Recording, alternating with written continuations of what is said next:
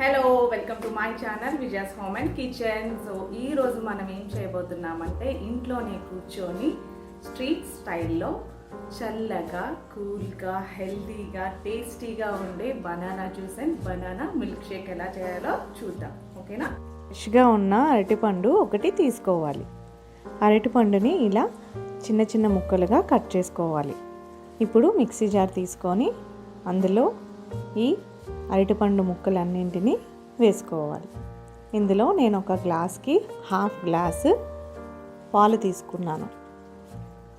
3 tea spoons sugar వేసుకోవాలి. ఒకవేళ ఎవరైనా డైట్లో ఉన్నట్టయితే షుగర్కి బదులుగా తేనె వేసుకోవచ్చు. 2 టేబుల్ స్పూన్ తేనె వేసుకోండి. యాలకుల్ని బాగా పొడి చేసుకొని హాఫ్ టీ స్పూన్ యాలకుల పొడి తీసుకోవాలి.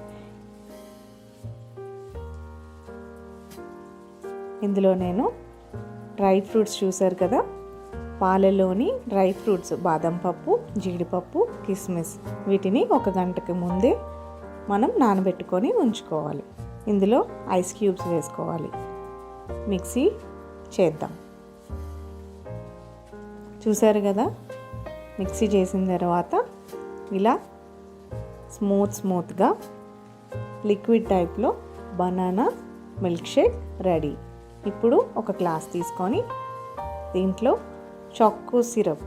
చాక్లెట్ సిరప్ అన్నమాట. ఇది బయట షాప్స్ అన్నిటిలో దొరుకుతుంది.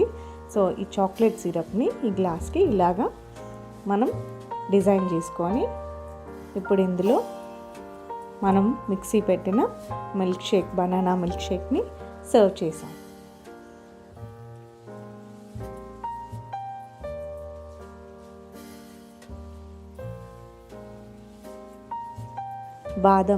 బాదం పప్పు సన్నగా కట్ చేసుకొని దీనిపైన డెకరేట్ చేసుకుందాం.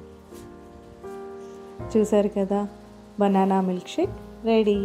హెల్దీగా ఉండే milk shake banana milk shake.